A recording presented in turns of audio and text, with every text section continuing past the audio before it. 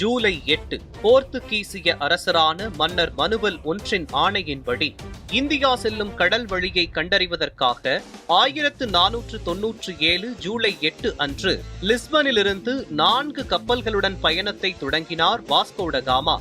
இவரது குழுவில் 170 பேர் இருந்தனர். இந்த பயணத்தின் முதன்மையான நோக்கம் இந்தியா போன்ற இடங்களுடன் நேரடி வர்த்தக தொடர்பு அமைப்பதோடு கிழக்கு நாடுகளில் உப்பு, மணல், மசாலா மற்றும் விலை உயர்ந்த பொருட்கள் வாங்குவதற்கான வணிக வழிகளை உருவாக்குவதே ஆகும். முந்தைய காலங்களில் இடைநிலை தரகர்களாக இருந்த அரபு வர்த்தகர்களை தவிர்ப்பதும் இந்த முயற்சியின் முக்கிய நோக்கங்களில் ஒன்றாக இருந்தது. வாஸ்கோ ட காமா ஆப்பிரிக்காவின் மேற்கு கரையை சுற்றி மொசாம்பிக், மொம்பாசா, மாலிண்டி போன்ற இடங்களை கடந்தார்.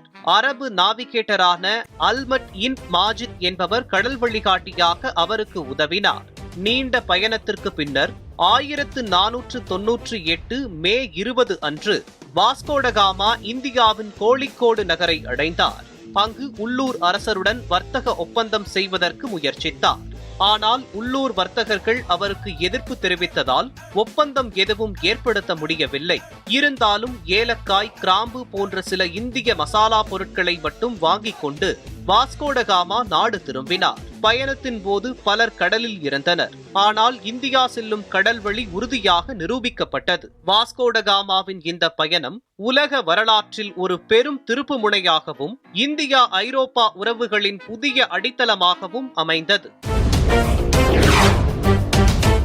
இரண்டாம் உலகப் போர் முடிந்த பிறகு கம்யூனிசம் உலகத்தில் பரவத் தொடங்கியது. கம்யூனிசம் உலகம் முழுவதும் ஆதிக்கம் செலுத்தும் வரை ஒரு நாட்டிலிருந்து அடுத்த நாட்டிற்கு விரிவடைந்து பரவும் என்ற டொமினோ சித்தாந்தத்தை அமெரிக்கா நம்பியது.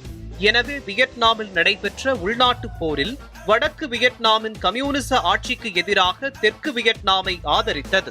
சீனாவும் சோவியத் யூனியனும் கம்யூனிஸ்டுக்கு ஆதரவாளர்களாக இருந்தனர். எனவே பனிப்போர் கால அரசியல் போட்டியின் ஒரு பகுதியாகவும் அமெரிக்கா வியட்நாமிற்குள் நுழைந்தது.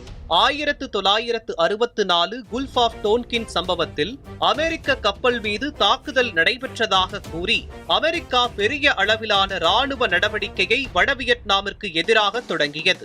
1965 பெரிய அளவில் ராணுவம் சென்ற பின்னும் கம்யூனிஸ்டுகள் மீதான வெற்றி கிடைக்கவில்லை. நிலைமை மேலும் மோசமடைந்தது. ஆயிரக்கணக்கான அமெரிக்க வீரர்கள் உயிரிழந்தனர். பொருளாதார சுமை பெரிதாக இருந்தது. அமெரிக்காவில் பெரும்பாலானோர் வியட்நாம் போரை நியாயமற்றது எனவும் தேவையற்றது எனவும் கருதினர். போருக்கு எதிராக மாணவர்கள், சமூக செயற்பாட்டாளர்கள், பொதுமக்கள் போராட்டங்களை நடத்தினர். இதையடுத்து 1969 அமெரிக்க அதிபர் ரிச்சர்ட் நிக்சன் வியட்நாமிசேஷன் என்ற கொள்கையை அறிவித்தார். வியட்நாம் போரை தென் வியட்நாமை சந்திக்க வேண்டும் என்பதே இதன் நோக்கமாகும். இதை அடிப்படையாக கொண்டு 1969 ஜூலை மாதம் முதல் வியட்நாமிலிருந்து அமெரிக்க படைகள் படிப்படியாக வெளியேறத் தொடங்கின. கம்யூனிச பரவலை தடுப்பதற்காக போர் தொடங்கப்பட்டாலும் வெற்றி வாய்ப்புகள் குறைந்து மக்கள் எதிர்ப்பு பெருகியதால் அமெரிக்கா வியட்நாமிலிருந்து விலக நேர்ந்தது. ஸ்பேஸ் ஷட்டில் என்பது அமெரிக்கா நடத்தும் நாசா நிறுவனத்தால் உருவாக்கப்பட்ட மனிதர்கள் பயணிக்கக்கூடிய, மீண்டும் மீண்டும் பயன்படுத்தக்கூடிய விண்வெளி பயண வாகனமாகும். இது ஒரே ராக்கெட் சிஸ்டம் மூலம் விண்வெளிக்கு போய் மீண்டும் பூமிக்கு திரும்பி நிலத்தில் தரையிறங்கும் தன்மையை உடையது. முதல் முறையாக 1981 ஆண்டு ஏப்ரல் 12 கொலம்பியா எனும் சட்டில் விண்ணில் ஏவப்பட்டது. இது STS-1 மிஷன் என அழைக்கப்பட்டது.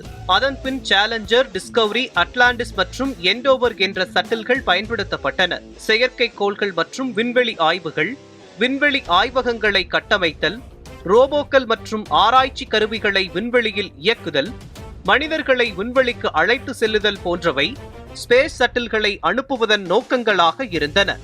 1986 ஆண்டு சேலஞ்சர் சட்டில் பறக்க ஆரம்பித்த 73 வினாடிகளில் வெடித்து விபத்திற்குள்ளானது. 2003 ஆண்டு கொலம்பியா சட்டில் பூமிக்கு திரும்பும் போது உடைந்து தீப்பற்றி விபத்தில் சிக்கியது. இந்த இரு விபத்துகளும் 14 விண்வெளி வீரர்களின் உயிரிழப்பிற்கு காரணமாகி சட்டில் திட்டத்தின் பாதுகாப்பு அம்சங்கள் மீது கடும் விமர்சனங்களை ஏற்படுத்தின. இதையடுத்து அட்லாண்டிஸ் விண்கலத்தின் கடைசி பயணத்துடன் ஸ்பேஸ் ஷட்டில் திட்டத்தை கைவிட நாசா முடிவு செய்தது. அட்லாண்டிஸ் 1985 முதல் முறையாக விண்வெளிக்கு அனுப்பப்பட்டது. இதற்கு பிறகு இது மொத்தம் 33 முறை விண்வெளி பயணங்களை செய்தது. 2011 ஜூலை 8ஆம் தேதி STS-135 என்ற கடைசி பயணமாக அட்லாண்டிஸ் விண்ணில் அனுப்பப்பட்டது. இது நாசாவின் 30 ஆண்டுகால ஸ்பேஸ் ஷட்டில் திட்டத்தின் இறுதியான பயணமும் ஆகும். இதற்கு பிறகு SpaceX, Blue Origin போன்ற தனியார் நிறுவனங்களுடன் இணைந்து நாசா விண்வெளி பயணங்களை மேற்கொண்டு வருகிறது.